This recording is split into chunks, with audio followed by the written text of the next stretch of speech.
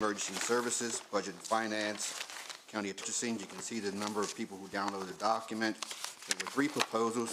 Of the three proposals, one was considered responsive, and the pricing of that proposal was opened, and that's what's before you today. And the award is in concurrence with the coordinating committee.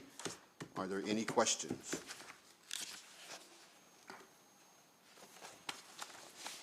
Motion to approve. Motion. We have a motion. We have a second. I second. Motion is second to approve as submitted. All in favor by saying aye. Aye. Opposed, same sign. Thank you. Thank you. Next item is Con Air LLC.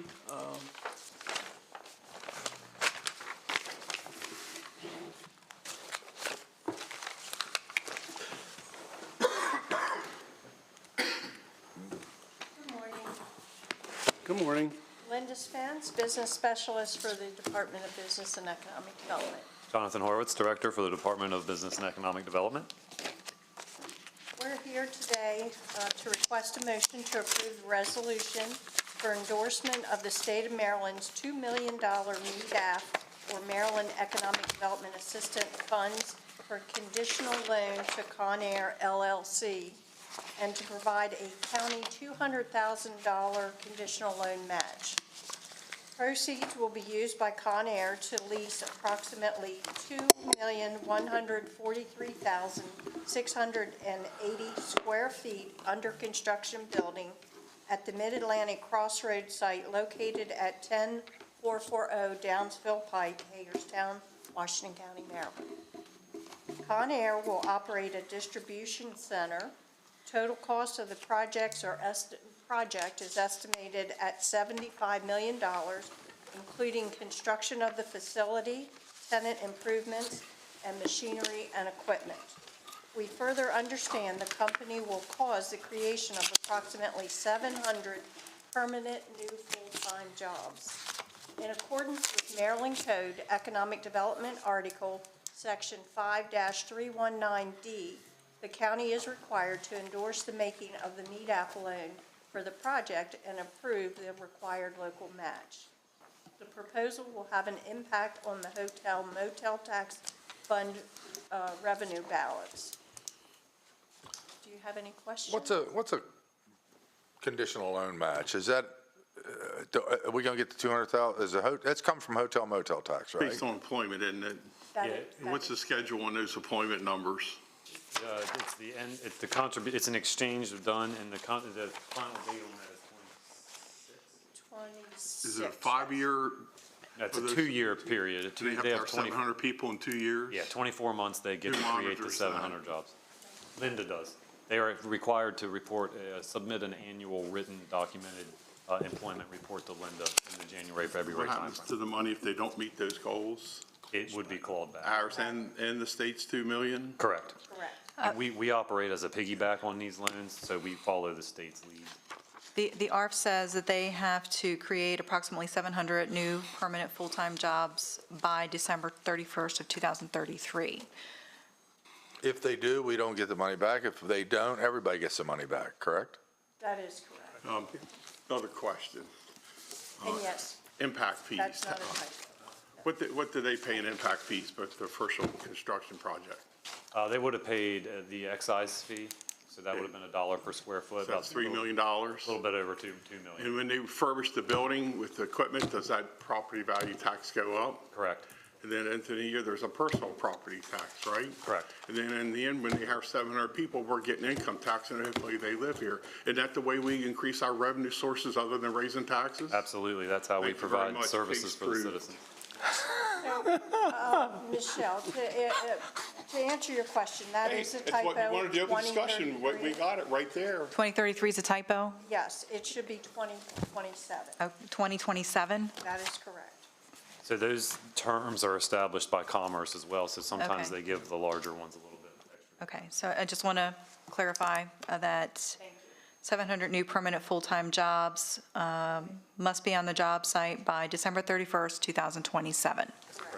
I have another question. The personal property taxes, what is that rate at the end of the year? We used to nickname it the inventory tax. What's the rate on that?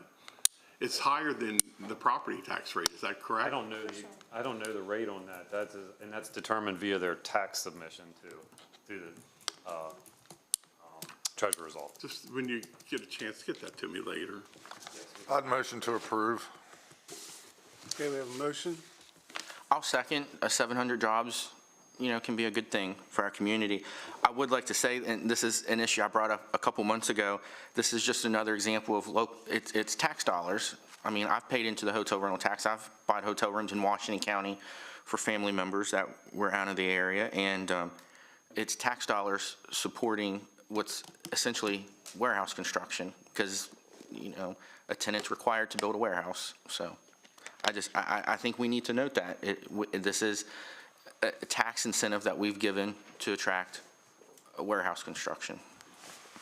Yeah, I would clarify that in that this tax is designed to be in exchange for job creation. It's definitely not, it's specified an industry or a particular type of building. Yeah, this happens to help a warehouse. In this case, it does. These buildings were built on speculation, Commissioner, so we didn't know what it would be until they landed their final tenant. So them being in the logistics industry. Having this, though, as an economic tool certainly is something, one of the reasons that attracts warehouses and other types of businesses to Washington County. But this is tax dollars that have a hand in attracting warehouses to Washington County. Did Con Air build that? Who built it for them? Trammell Crow Company built Did that. they sell it to Con Air or is it leased? It's leased. Okay, so we don't get that sales. Trammell Crow's business philosophy is to sell at some point, so there most likely will be a transfer tax in the future, but that's not That's part of big- their current big- strategy. Down the Okay. road. Yeah, but that's a one-time. The one time. That's a huge amount of money one time if Per they sell it. transaction. But overall, we got the year-end personal property tax, which is a huge lot of money every year as well. I think it's over $2. It should be double I don't know, that's why I'm asking for that information. We'll find that for you, but Kelsey's for an got it. example, Trammell Crow built the building on Creighton Boulevard for Amazon Fresh. Is That that same negotiated, situation, that Paulie. personal property tax at all? So the personal property tax rate is based off of our real estate rate. It's 2.5 times. So the current personal property tax rate is $2.32 per $100 of assessed value. So that's a pretty chunk of money then, too, isn't it? So once the warehouses are, Every year, it's a Correct. chunk of money. so once the warehouses are full, is that inventory going to be taxed? Washington County does not tax inventory. Okay, so what's the property that we're talking about then? It would be the equipment and HVAC stuff on the correct. roof. The Conveyor. shelvings, conveyors, things like that. Okay. Just as an example, the Amazon Fresh building has roughly $80 million on the roof and installed in the building as an additional personal property liability. That'll be taxed every year, Correct. along with the property tax. Correct. All right, you got a first and a second? All in favor by saying aye. All right. All right. Opposed, same sign. Thank you. Thank you. Thank you. Next item is Sandy Hook wastewater treatment feasibility study.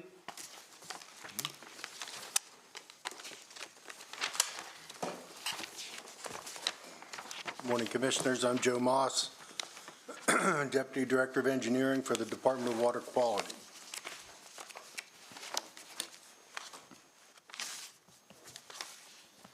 We solicited proposals from our on-call engineering consultants to look at our options for Sandy Hook. MDE has reissued our permit, and it's going to have more stringent ammonia requirements, and we need to take a step back and look at what our options are. If we can prove that the receiving stream does not support mussels, then it's a possibility the MDE will relax the ammonia requirement, or if we could relocate the outfall, they would also give us the same consideration. So we're going to look at, Is that new, Jeff? Is that new? What's that? Is this a new thing, or has that been ongoing, what they're requiring? The ammonia limits? I wouldn't say it's a new thing, you know. They're trying to reduce the ammonia in all discharges, all wastewater plant discharges. The ammonia, they did it out Smithsburg already. So just another, This is a really small plant. This is only 0.021 MGD plant, but nonetheless, it's one of our facilities, and we need to see, you know, what's in our best interest, which option to pursue. What we did is they offered us a 36-month period to be in compliance with the new limits established in our discharge permit. So hopefully, we'll see how this study turns out, that we can get that ammonia reduced. That's certainly what our hopes are. Like I said, the one option is proving that freshwater mussels do not exist in the receiving stream.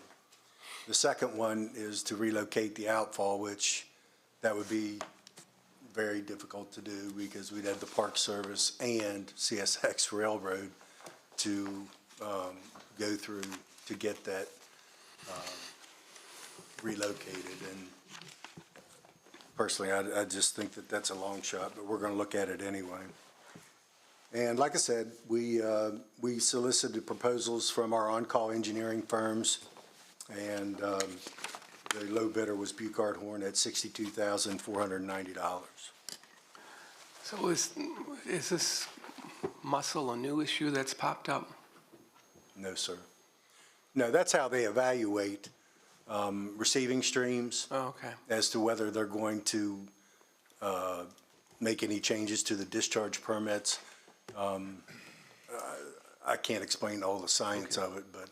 Okay, so you're just asking for us a motion to pay for the study, and they will determine feasibilities down the road. So I move to approve. We have a motion. Do we have a second? yeah, second. Okay, motion is second to approve as submitted. All in favor by saying aye. Aye. Opposed? Same sign. Thank you. Thank you. Next item is Conicajig wastewater treatment centrifuge maintenance services. Joe? We have two centrifuges located at our Conicajig plant. These are the only two dewatering devices that we have for all the sludge that we generate from all of our facilities. So these maintenance requirements are simply specialized services that only the original equipment manufacturer can do, because he's the only one that has the tools and they highly specialized, trained employees to come out and work on our equipment. Proprietary? Oh, absolutely. Yeah. Move to approve. Second. Motion is second to approve as submitted. All in favor by saying aye. Aye. Opposed? Same sign. Thank you. Thank you very much. Next item, fiscal year 2025 annual transit plan. Application approval to submit application and accept awarded funding. Good morning, Kevin. Good morning. Kevin Cerrone, Director of Transit. Richard Lesh, Grant Manager, Office of Grant Management. We're both going to try to fill in for Nicole here today, so it may take both of us. Fiscal year 2025 annual transit application. We're submitting it for approval and to accept the awarded funding. Each year, the transit system submits application to MDOT, MTA for both federal and state funding to subsidize the operations of transit in Washington County. So today we're asking for a move to approve the resolution authorizing the filing of the application as a subgrantee for funding under the Federal Transit Act and approve the execution of the agreement upon receipt, subject to review and approval by the county attorney's office. Washington County Transit annually applies to the Maryland Department of Transportation, Maryland Transit Administration for federal and state operational and capital funding through the annual transportation plan. The awarded funds are used to operate authorized public transportation programs within Washington County, which include the Section 5307 Fixed Route Program, the American Disabilities Act Complementary Paratransit Program, the Job Opportunity Bus Shuttle, the statewide Specialized Transportation Assistance Program, and Capital Assistance Program. The fiscal year 2025 application requests $1,442,115 in federal and state funds from the Federal Transit Administration and MDOT MTA subsidize the transit system. The Office of Grants Management has reviewed the application. There are no unusual conditions or requirements attached to the acceptance of the grant. The fiscal impact local match is required to secure the federal and state grant fundings. The local match requirement associated with the fiscal year 2025 application is as follows. The 5307 operating grant coming from the general fund is $681,684. 5307 capital grant general funds, $12,200. And for the SSTEP grant, which is the Specialized Transportation Assistance Program, it has a match of $48,972. Rachel Souders, the Director of Office Grant Management, has concurred, and I believe it's been through the county's attorney's office, and we're clean to go. It's just asking for the approval to submit the application and accept the funds. Motion to approve. Second. Motion is second to approve as submitted. All in favor by saying aye. Aye. Opposed, same sign. Kevin, I have a question after the vote's called. I'm sorry. Go ahead. Okay. I thought it might come up during this conversation. I'm not sure if it ties into it or not, but I was contacted about county commuter service at McCleary Hill and how, I don't know, maybe once that project was under development, we were looking at extending county commuter service there. It was in the works, and maybe now it's not. Any kind of an update on that, or if it's too much of a discussion for right now? I can do it in like 60 seconds. Perfect. We are currently involved in having completed for us a transportation development plan, which is a 5-year plan required by the Federal Transit Administration to back up the funding that the federal funding we receive. It has just commenced. It should be completed in the next 6 to 9 months. That document will outline current transit system operations throughout Washington County and future recommendations for assistance. That document can then be used to apply for additional federal and state funding. Of course, that will require some additional local match money for those federal and state funds, but that would give us the opportunity to expand services. McCleary Hill is definitely on the list, along with a whole host of other things, including, more evening service.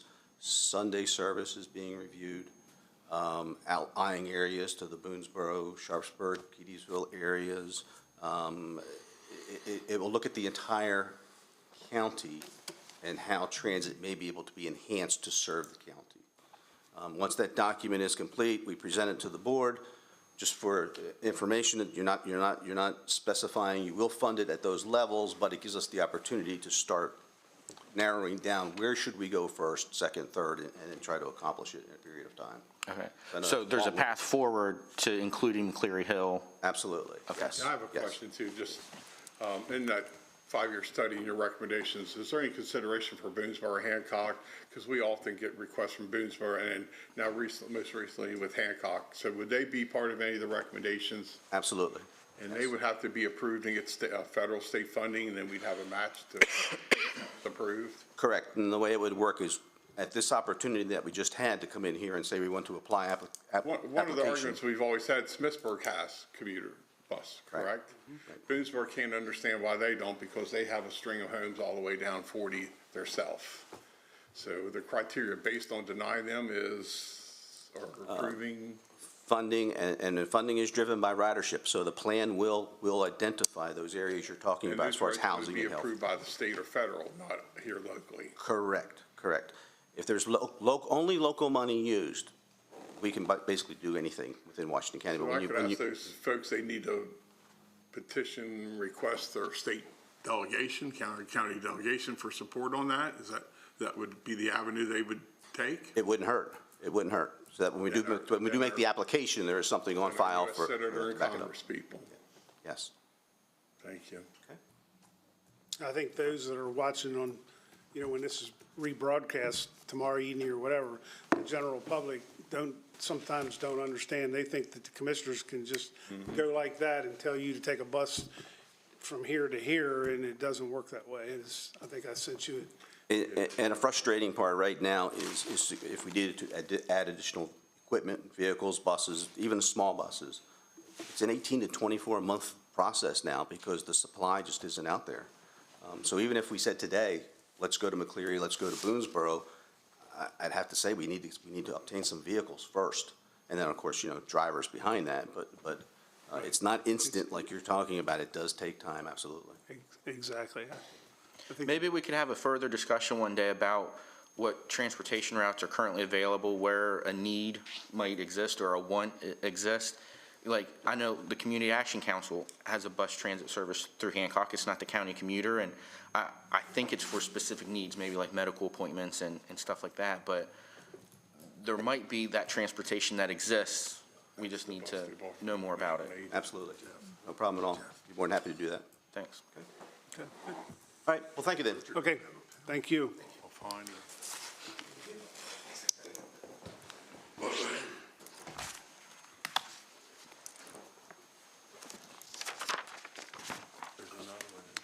Next item is arena installment payment program, stream restoration easement. Good morning, Commissioners. Chris Boggs, Rural Preservation Administrator, Department of Planning and Zoning.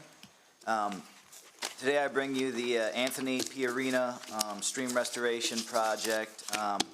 He's working on this, getting this project set up at his property at 14847 Fairview Road in Clear Spring. It's going to be a 15.7 acre conservation stream restoration easement that is going to protect the, it is intended to protect the stream restoration project area.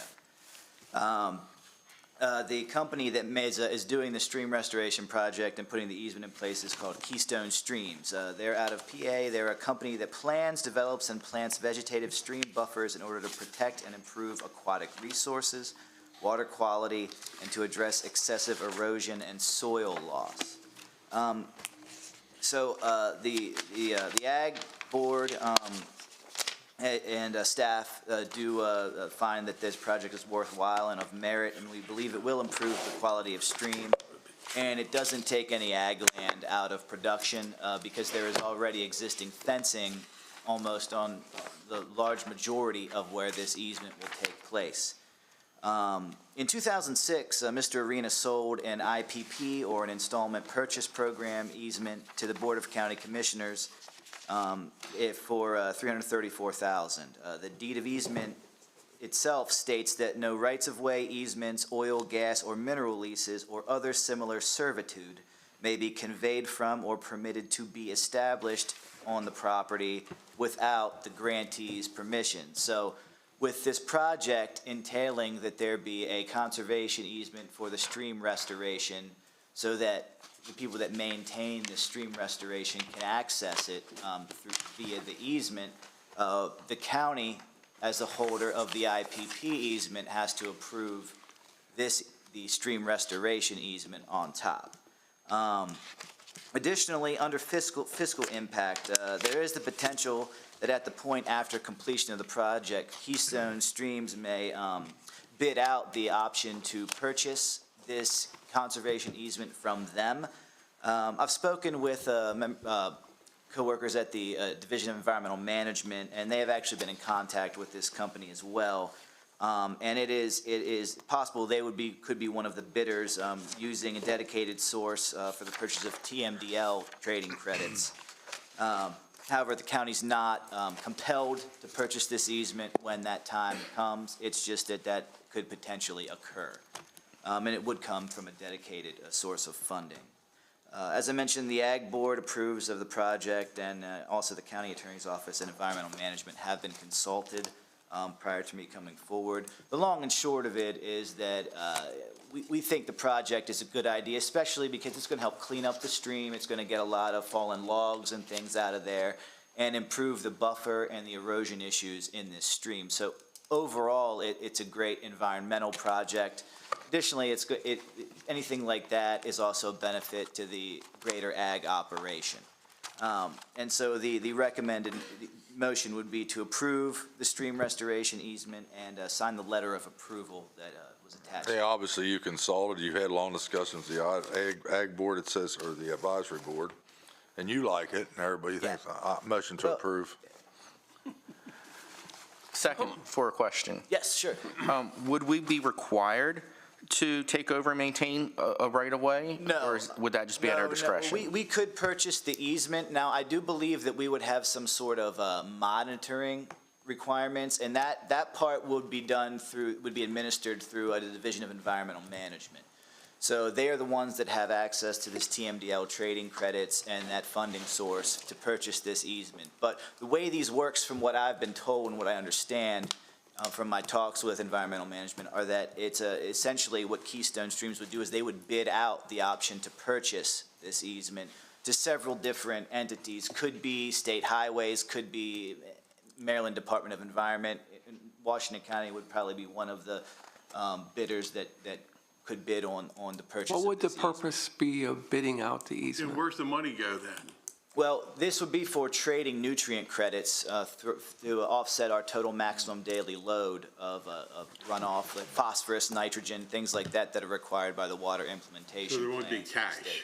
to be. Yeah, essentially, we have funding for this that already exists, and it's built into whatever mechanism that environmental management uses for the purchase of these trading credits. And I'm not the expert on on that side of it, but what I do know is that Washington County would just be one of the bidders, and again, Washington County could choose not to bid. So they would be coming to you at that point with this. If no one bid on this, Keystone would have to hold the easement. Yeah. And will the easement be fenced off? Well, yes, there's existing fencing, and it is being, however, much of it is being replaced, and yes, it would be fenced off from the tillable ground in order to protect the stream. So you're going to protect the stream environmentally by removing natural logs that have fallen, Correct. that create And- pockets for frogs and snakes and others to live. It seems like you're sanitizing it in some way rather than making it a natural habitat. Well, it depends how you look at it. You know, the logs, I guess, are impeding some of the stream movement and causing erosion to the banks and things like But that. that's natural. In which case, you know, they would be cleaning it up. Additionally, they are going to be planting grasses and other trees to help buffer the stream and absorb the agricultural runoff that would head to the stream. So, you know, it's, you know, all in all, it is a very, you know, worthwhile project for the environment of the stream itself and the quality of the stream. Okay. You Vote. got a first and a second? Okay. All in favor by saying aye. Aye. Opposed, same sign. Thank you. Thanks. Thanks, Chris. Next item is property acquisition for Hopewell Road.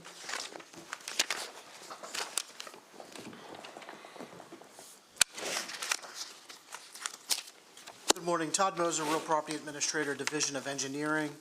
Move to approve the option agreement for partial property acquisition, including easement for 11019 Hopewell Road, and to approve an ordinance approving said purchase and to authorize the execution of the necessary documentation to finalize the acquisition. An option agreement has been executed for the above stated property location 11019 Hopewell Road. The easement is a 9,172 square foot easement. Acquisition cost is $8,500. The Hopewell Road realignment and culvert work in this area are part of the Wright Road Appalachian Regional Commission project. Any questions? Nope. Motion to approve. Second.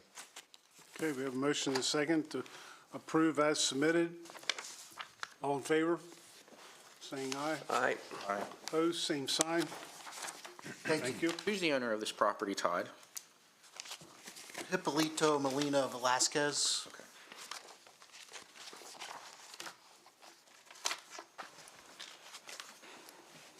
Okay, next item is construction bid award pavement maintenance program, FY '24 hot mix asphalt applications, contract number MSPMP 310-28. Good morning, Scott Hobbs, Director of Engineering. I'm here to recommend the board award the bid for the pavement maintenance program FY '24 hot mix asphalt applications contract to the lowest responsible bidder, Craig Paving of Hagerstown, Maryland, in the amount of $3,504,532.38, which includes the option to extend the contract for a period of up to 2 one-year extensions. The project was advertised in the Herald Mail, on the county's website, and email Marketplace Advantage. 2 bids were received Wednesday, March 13th, 2024. The bids were evaluated and the low bid is in order. The engineer's estimate for the work is $3,750,000. The pavement maintenance program for hot mix asphalt applications involves providing hot mix asphalt overlays, patching, crack filling, and permanent pavement marking. Project includes approximately 10 miles of overlay, 6 miles of patch and crack fill. This is a 185 consecutive calendar day contract with anticipated notice to proceed in April 2024 and a completion in the fall. The bid documents include liquidated damages in the amount of $500 per calendar day for work beyond the completion date and the option to extend the contract additional years. Motorists may experience some minor delays as a result of lane closures, but there are no major road closures associated with the work. The road listing is attached and posted on the county's website. This is a budgeted capital improvement plan project with total expenses estimated at $3.9 million, including the proposed bid award, inspection and testing, and construction contingency. Any questions? Motion to approve. We have a motion, we have a second. Second. This is for paving. Yeah. How many miles we get to $1 million? So in this contract with 10 miles of paving, we're at the $3.5 million.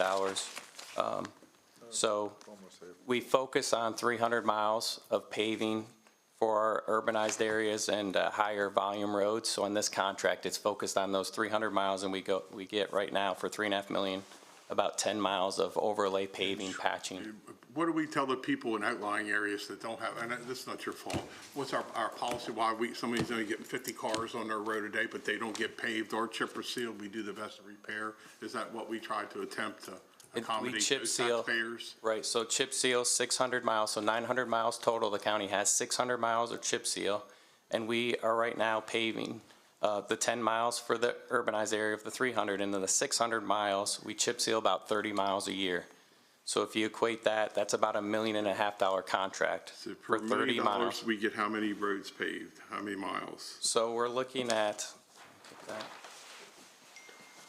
so we're gonna get about every mile, every $1 million is about 1.5 miles of HMA paving. If you want to embellish it, it's both ways, that'd be 3 miles. Yeah, so we're doing that. Thank you. So it's all with the life cycle cost of these projects. So with hot mix asphalt paving, we're looking at a life cycle of about 12 to 15 years, ideally. And with the program we're at, we're about double that. So we've talked about what's the impact of roads. Currently in our budget, we have about $5 million, so $3.5 million for the hot mix asphalt overlays and $1.5 million for chip seal. My next question, qualifier, just wouldn't also be traffic, be how the road is wearing, correct? There's a process that a formula that we do that with? Yes, so we have a program that they actually, some of the people call in and ask. There's a vehicle that drives around along with our inspectors, and we put a pavement condition survey on the roads to figure out what condition they're in and what's the most ideal. Why I ask that, it's not because we're pavement. doing favors or people, we're really judging the content quality of the road to get the best service, correct? Right, and vehicles travel today over a road is a criteria of how we handle some roads. So where it's located, but it's the amount of traffic, how much truck traffic goes over it, how much regular car traffic is over a road. That's all looked at with the road conditions, and also what was built years ago, how thick the pavement was when it was built 30 or 40 years ago compared to what we build for our standards now. So we look all For into that. example, Weissel Boulevard, that road wasn't prepared very well. We put in $3 million of taxpayers' money to help upgrade that road for those warehouses, did we not? That's a good example where heavier truck traffic nowadays compared to when they designed it years ago had anticipated less truck traffic, and trucks are an issue with Yeah, I pavement. just want people to know there is a process and a method to do that, and we're limited on funds. But didn't, the price of asphalt came down this year a little bit? I had Blair, our project manager for our pavement program, run the numbers, and from 2 years ago, we're up 13%. So overall, from a few years ago, it's up a lot higher than that, but at least that's where our $3.75 million estimate came in. We thought it might be higher than the 13% just 2 years ago. So we were pleased to see 13% increase. Stretch them a little bit. 35,000 difference between the two companies. Pretty close. Did we vote? I forget. We had a first and a second, didn't we? Yeah, I thought we did. I was second. I was first. Okay. I'll do it again. All in favor? Aye. Aye. Opposed, same sign. Thank you. Thanks. Thanks, Scott. Motion to go in closed session. Second? Second. All in favor by saying aye? Aye. Opposed, same sign. Thank you. Let's take a 5-minute